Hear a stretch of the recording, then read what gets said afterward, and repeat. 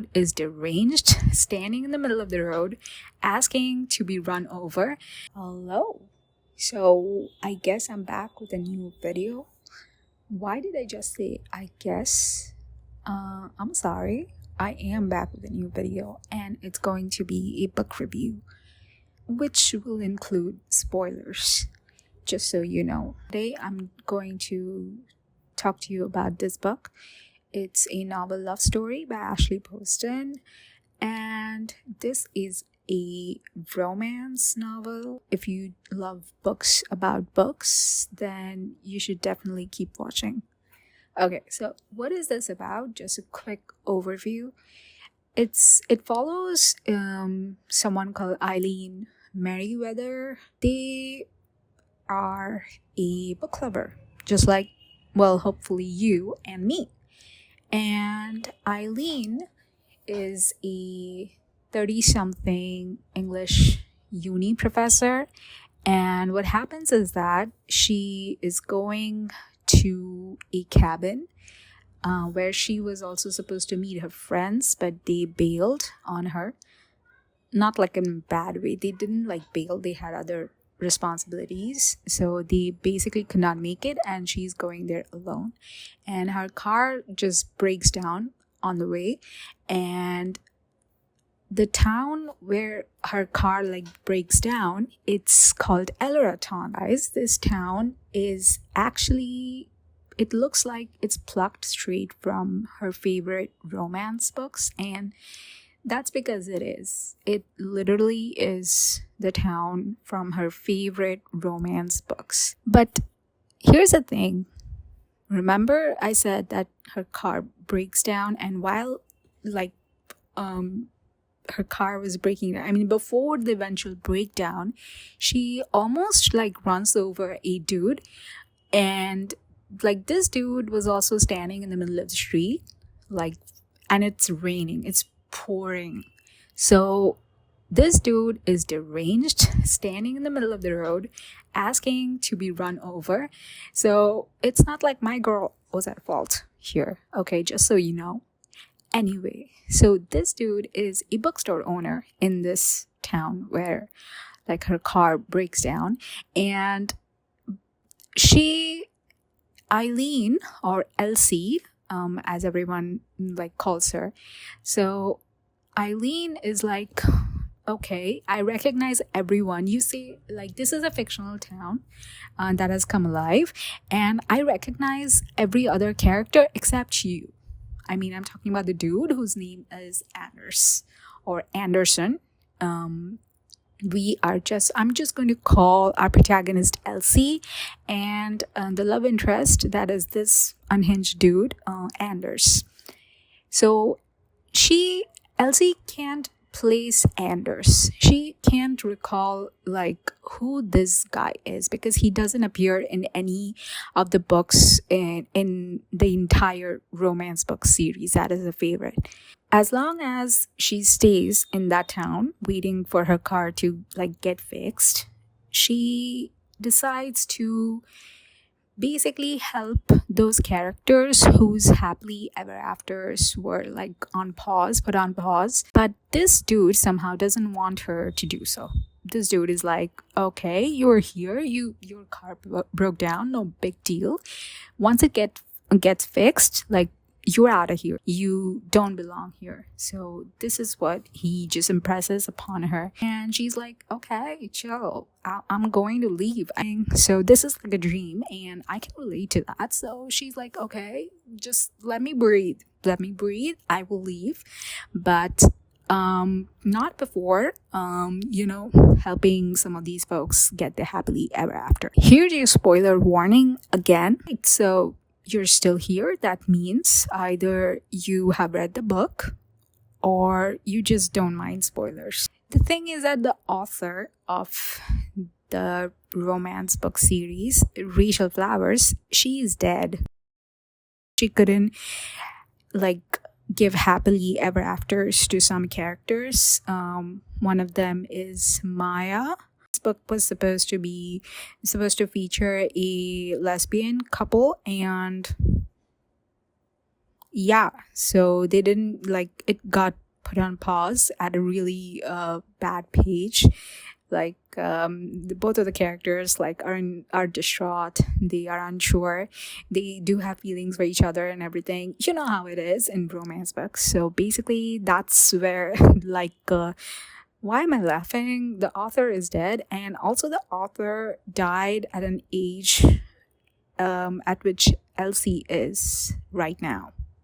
Elsie, like I said, her car breaks down, and so she initially doesn't realize. Obviously, this is like Elraton, um, the book from her favorite, the town from her favorite romance book series. She doesn't realize that this at first. After she kind of gets shelter from the rain reluctantly from the grumpy bookstore dude, that is Anders. I think it's him who basically, like, Elsie notices a couple of things about the town, and she like kind of gets this light bulb moment that, wait a minute, this is called Eleraton.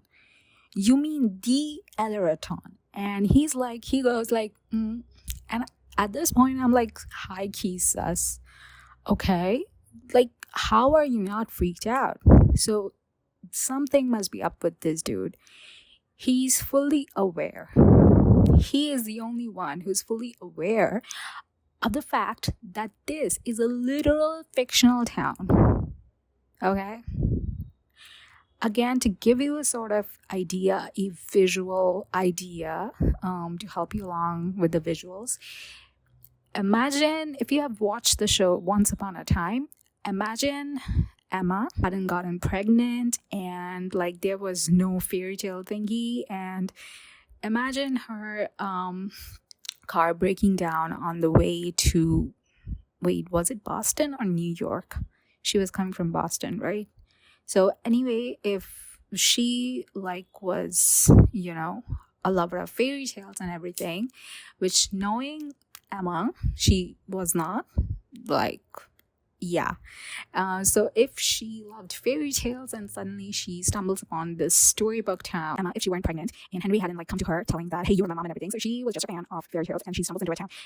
And so yeah, Elsie is like that, and Elsie is like, her inside book lover is just screaming. She wants to take photos and just record everything, especially because she wants to show her best friend who also loves this book series. She's not here. Her best friend is currently in Iceland with her boyfriend, and we'll get to that in a bit about her best friend.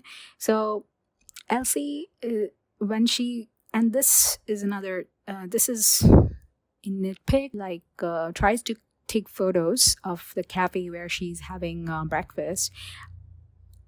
Her camera app doesn't work for some reason, and Anders gives this reason that maybe your camera app doesn't work because your Wi-Fi doesn't work and you're not from this town. And I'm like, you don't need to have access to the internet to like take pictures. The mechanic who's supposed to fix her car tells her that, like typical small town style, and they are closed most days, and the day she finds the shop open, what happens is that the mechanic looks her car over and he's like, this is classic, all right, but I would have to break this car down. Basically, I don't know car, I don't speak car.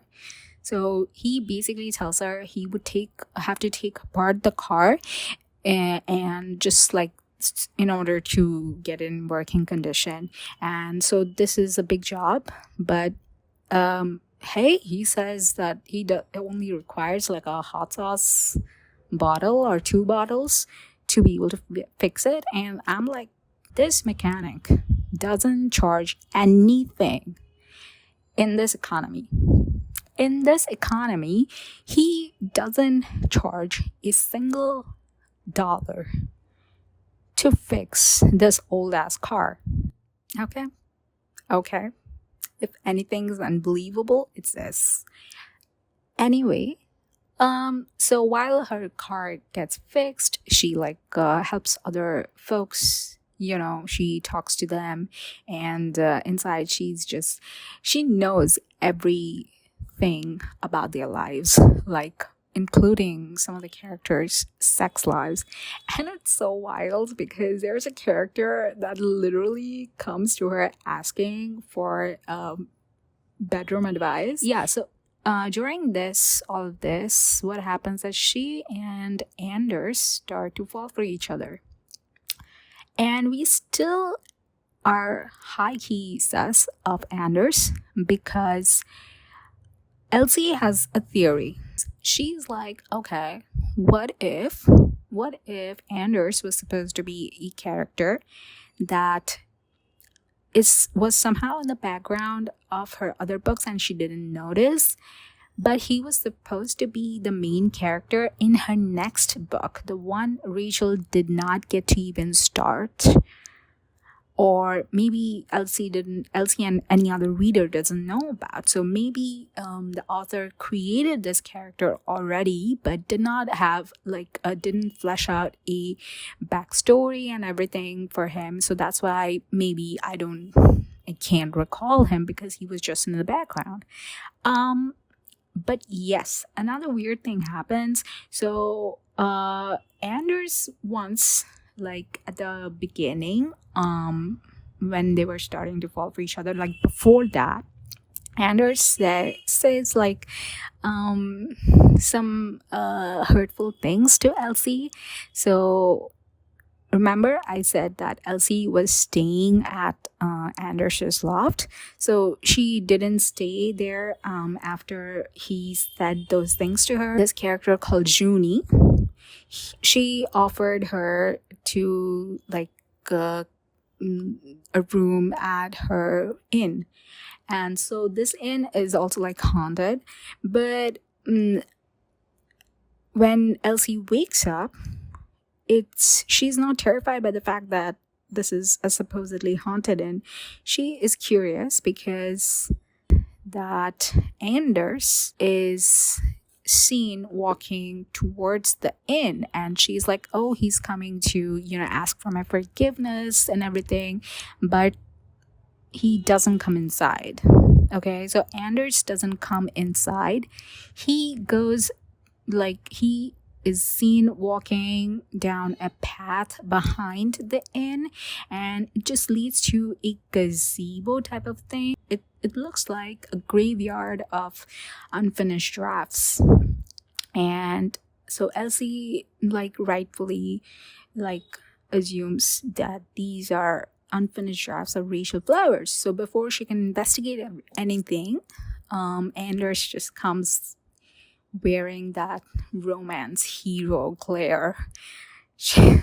He's pissed. We don't get much info about her mom, I believe. We only know her that her mom is traveling. So her friend is basically her person. She's like the Christina to her Meredith, and without her she feels lost. So Prue has also gotten engaged, and this also cuts her somehow in the way because it reminds her of her own fiance, her own loss. Because here's the thing, she was engaged, and this douchebag of a fiance actually broke up with her on the freaking day of their wedding. Elsie was the one who called all their relatives, all their guests, and called them up individually and explained the situation to them, and cancel invites and everything. Elsie was the one who had to do all of that. Okay, he did not do anything. He just asked the stupid ass questions. Why are you with me? Why are we together? And we all know when a man asks these questions, it's when he has put his dick into another person. Yeah, he was a kind of person who liked taking hikes and everything. And during one of these splendid hikes, longest hikes, he met someone. And yeah, so this dude cheated. And he couldn't just man up and tell her he did, but in the worst way possible and on their wedding day. And he didn't even have the balls to cancel all of those invites and just help her, just put the news in. Like, I don't know how else you break the news. I mean, you cheated, you were in the wrong, you were still in the wrong. Least you could do is support her, cancel everything, and pay her. Dude. A wedding is costly as fuck. And again, like, what? Girl, let me just stop here before I rant even more and this turns out to be perhaps a 3-hour video. Elsie is like remembering all of these things, and there is a scene where Anders like stops kissing her or doesn't want to kiss her. I think it's the latter. It's when he doesn't want to kiss her. It looks like he wants to kiss her but doesn't. So she's like, even a book boyfriend doesn't want me.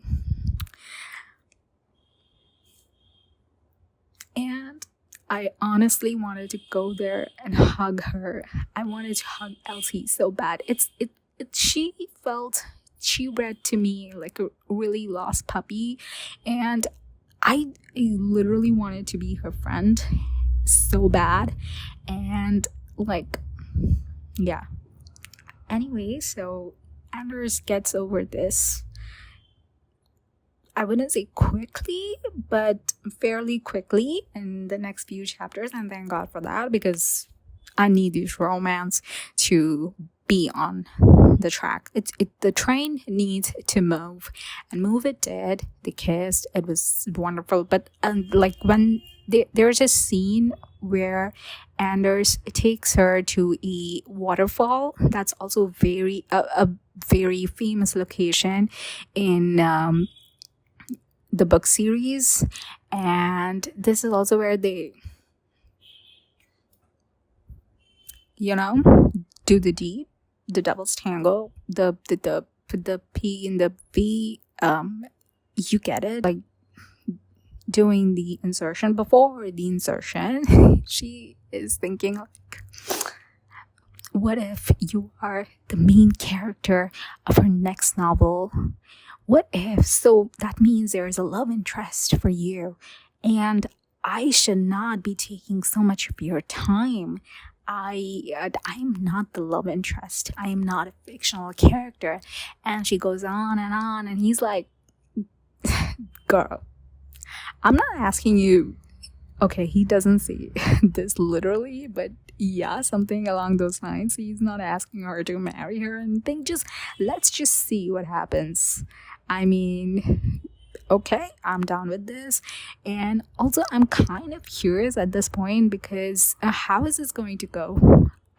Is she going to, like, because I don't see how this book could come to a happily ever after ending if he is a fictional character.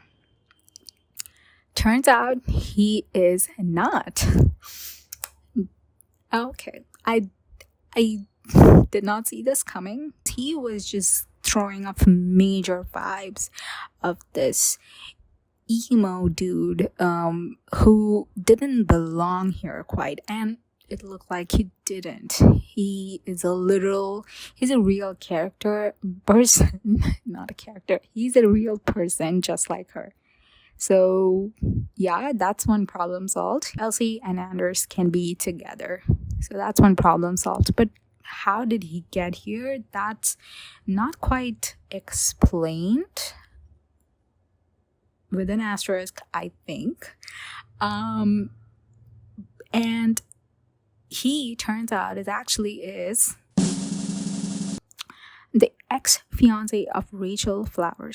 Obviously, here's another conflict, because this is not the way to grieve. The reason why he decides to spend time in this fictional town created by his dead fiance is because he lost her prematurely and he had nothing that belonged to her. He wasn't ready.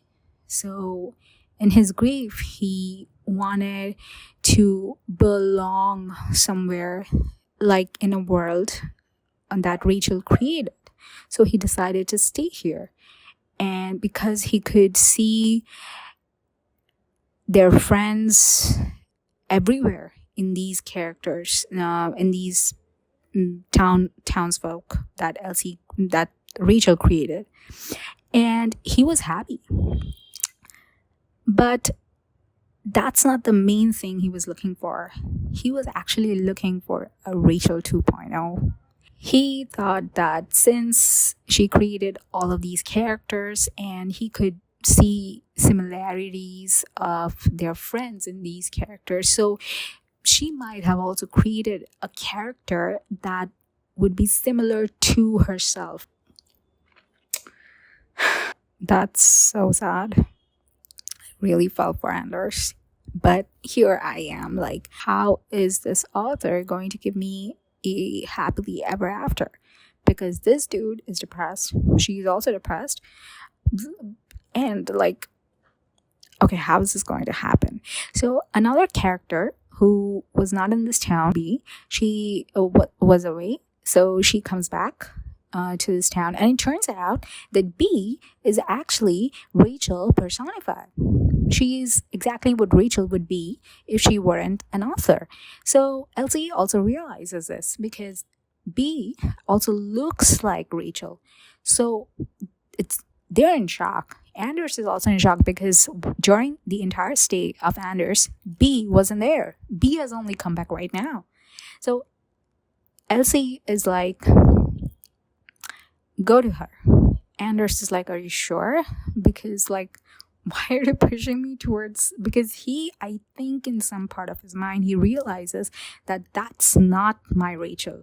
My Rachel is dead at this point, he realizes. But he still goes to B to get some final closure, and I won't diss him for that.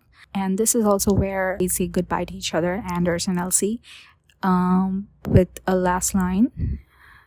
Anders leaves, goes towards Bia. Anders says, find me in a romance section. So in this same day when B comes back and all of this happens, Elsie's car has been fixed, so she leaves. She leaves and she eventually quits her job as a professor and starts a bookstore, specifically a romance bookstore. And one day, this is the very, very end of the book. One day, it has been quite a while now. So one day, she's alone in the bookstore. It's bookstore closing time and she's just wandering through the aisles. And the ring in the front of the bell, whatever, it just rings. And the door slowly opens to reveal no one other than Anders. I don't know how he found the bookstore. Maybe it was maybe he found it through social media or something. You know what? I'm not going to question it. So he enters. He's like, I just told you to find me in the romance section, not to, like, open up an entire romance bookstore. Okay. And so, yeah, he explains to her that I wanted to come sooner, but I didn't want to burden you with my grief. And that's valid. He didn't want to burden her with the grief. He wanted to sort of, like, get a moment to himself to really, I think he also got some therapy, and really he wanted to take a few days to reassure himself, to close that chapter, that part of his life where he was the Anders with Rachel, and after Rachel's death, he wanted to just be how to be Anders again, because he was with this other person for so long that both of their identities kind of got tied. And like, even when a person you love passes, it's not that easy to just it's not that easy for them to go away from our lives. It's Anders needed to do that if he were to start another chapter with Elsie, and that's what he did. And now he's back, ready to start a new chapter, a whole ass book with Elsie. And that's the end of the story. I loved it, despite a few slight little nitpicks. I loved it. I would definitely recommend it. It's very campy. I mean, it's literally a romance lover's dream. I mean, yeah, just go for it. I would recommend it. And I hope you loved watching me talk about a novel love story.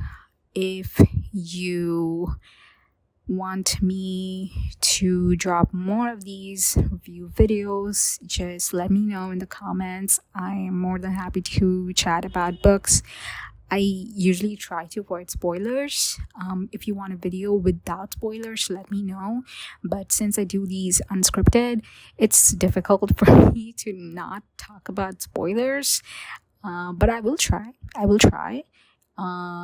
And yeah, that's it.